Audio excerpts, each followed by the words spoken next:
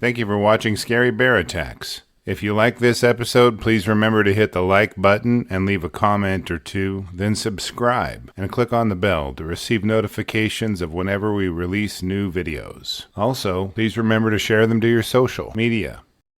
The rickety cabin creaked as the wind rose, causing the spruce boughs to rustle against the tin roof. The old man lay asleep on his bed, tucked beneath warm blankets. Smoky air rolled off the wood stove and slowly chased the evening chill.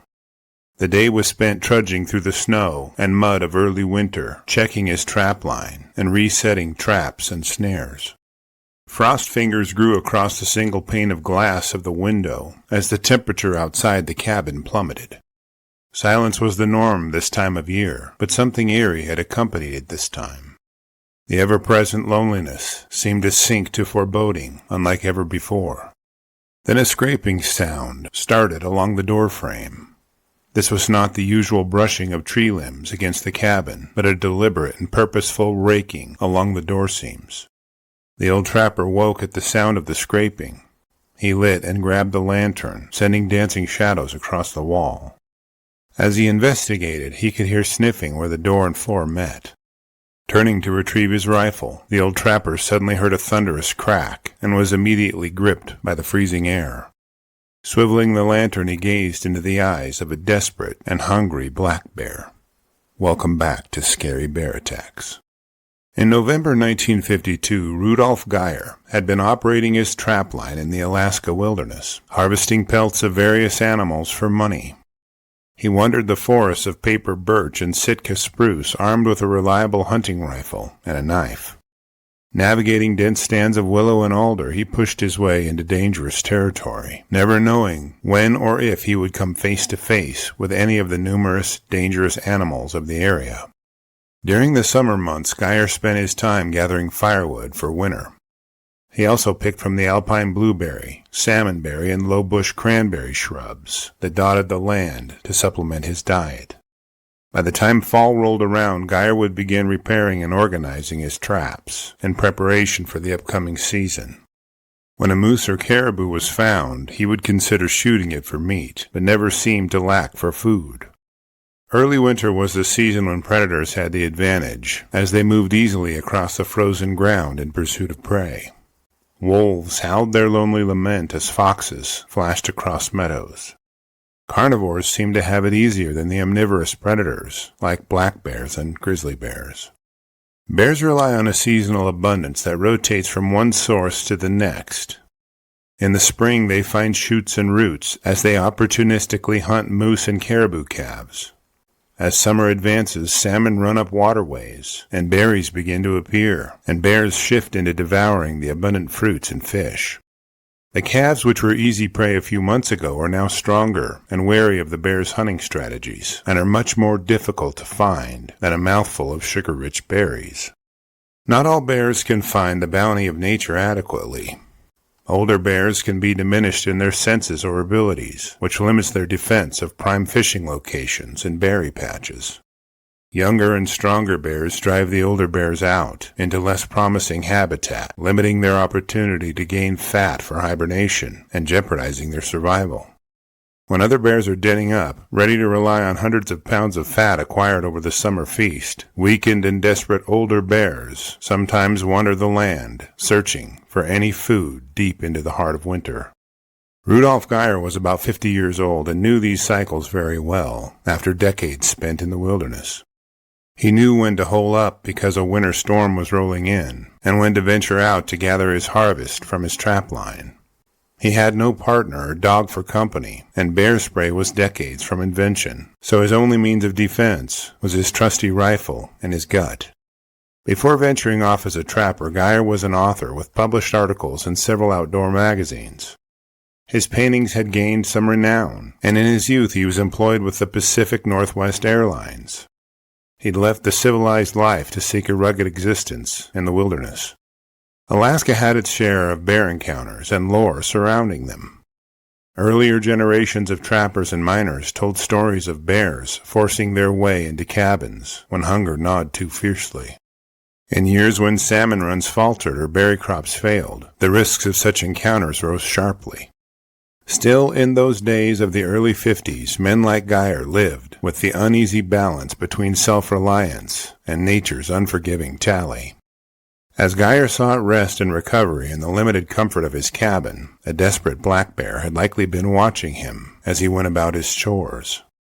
The trapper had tracked his own scent all over the valley in regular intervals as he ran his trap line, accidentally introducing himself and his location to any interested denizens. Now within the warm environs of his cabin, Gaier laid down in his bed, following dinner, as the winter wailed and temperatures dropped outside. The bear, having found little to no food available at this time of year, had begun to follow Gaier's tracks and scent back to the cabin. The warm air undoubtedly pushed its way from around the cabin door, bringing the trapper's scent to the bear's sensitive nose. The food he stored there added a tempting aroma, increasing the bear's motivation to eat. Sniffing around the cabin door, the bear began to pry at the door jamb with its claws. In a similar fashion, it would tear open a rotten log to get to termites or ants. As the bear pulled and pried, the cabin door eventually gave way, giving the bear access to the cabin. Gaier was awakened by the scratching and cracking outside his cabin. While the bear clawed at the door, the trapper lit the gas lantern near his bed. Once the door gave way, Gaier threw the lit lantern at the bear, causing an explosion of kerosene and fire to engulf the doorway. With the bear distracted by the fireball temporarily, the trapper grabbed his rifle and climbed out the window to escape the desperate bear. Having trapped the bear inside the cabin, Gaier ran around to the door and listened to determine the bear's location in the small cabin. As the bear approached the door, the trapper fired several shots through it, striking the bear numerous times. Listening carefully, the experienced backwoodsman heard the bear struggling as wounds sapped its energy and life. The bear soon quit moving and making noise. The trapper slowly opened the door to the cabin to see the bear lying on the floor in its last moments of life. Ready to fire a final round to put the bear out of its misery, Gaier approached the bear. It suddenly sprang to its feet and tackled the trapper through the door and into the deep snow outside. Shots were fired and wounds were inflicted on the bear and the trapper. Now severely injured, Gaier began to crawl back inside his cabin. The bear, having vented all of its remaining energy, lay dead just outside the cabin door. The trapper pulled himself into his bed as his blood soaked his blankets. A few days later, a bush pilot named Max Schellebarger was en route to drop supplies by bush plane at Gaier's cabin. The trapper wasn't at their usual rendezvous point, so Schellebarger walked up to the old man's cabin to try to rouse him.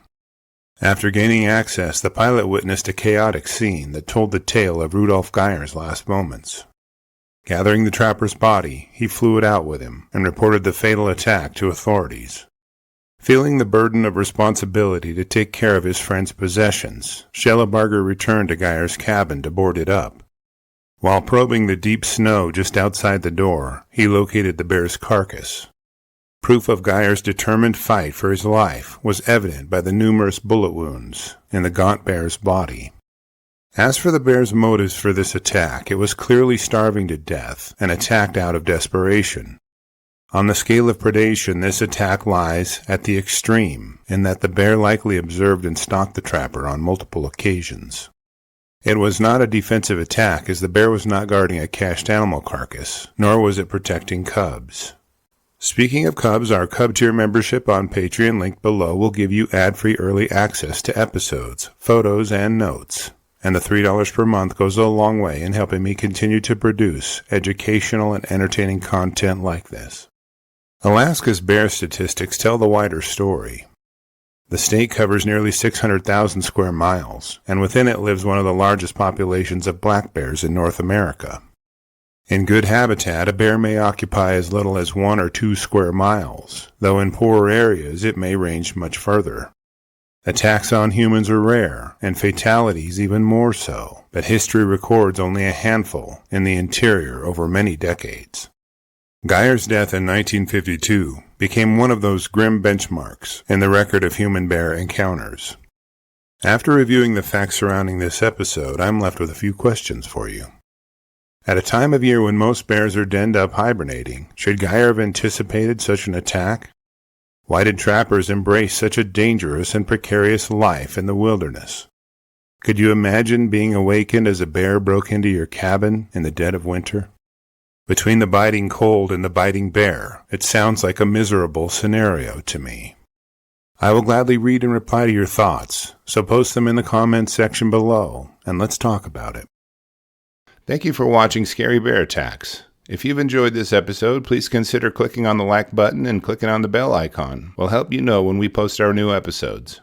Posting our video links to your social media profiles furthers awareness, and it's fun. We slashed our prices in our merch store, linked below, so check out the bargains there while you shop. As a member of our human community, remember to adventure bravely and be careful out there, especially in bear country.